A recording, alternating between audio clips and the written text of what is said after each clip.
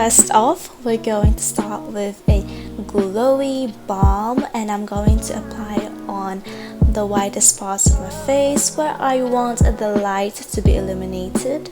And I'm using a blurring product on the parts of my face that tend to get oily. Moving on to the concealer, I'm using the Rimmel Match Perfection to just conceal my dark circles and highlight my face and just erase any discoloration that I have on my face. And also, you see that blemish? Yeah, we're gonna cover that up as well.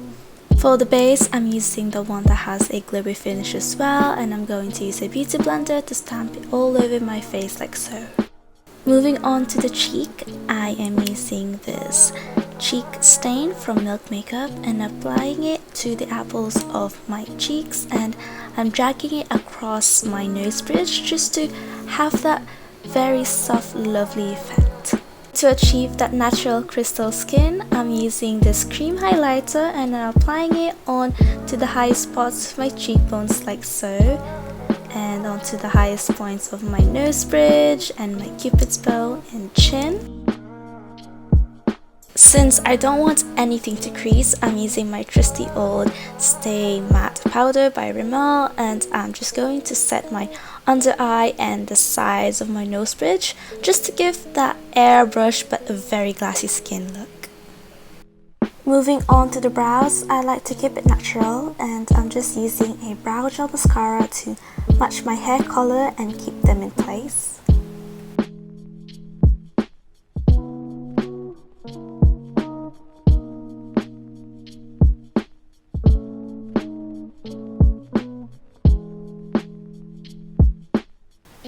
For the eyes, I'm going back to the highlighter to apply all over my lids and to give that subtle glossy wet look on the eyes like so.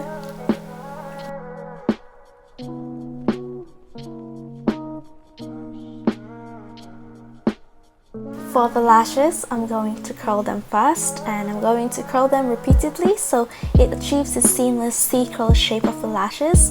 And I'm also going to curl my bottom lash, and I promise you guys, it's harmless. Then apply a volumizing mascara onto your lashes like so.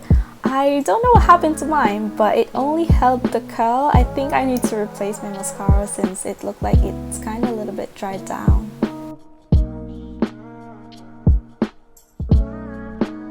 For the lips, I'm using a soft nude pink lip liner to line my lips first like so.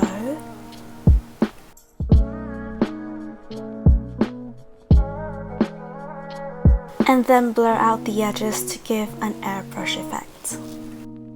Lastly, I'm applying a watery gloss stain that's cherry color onto the lips. And I really like this product since it makes your lips look so juicy, and the shine lasts for ages, and it stains the lips after it has faded so nicely, and I am just in love with this product. And you're done!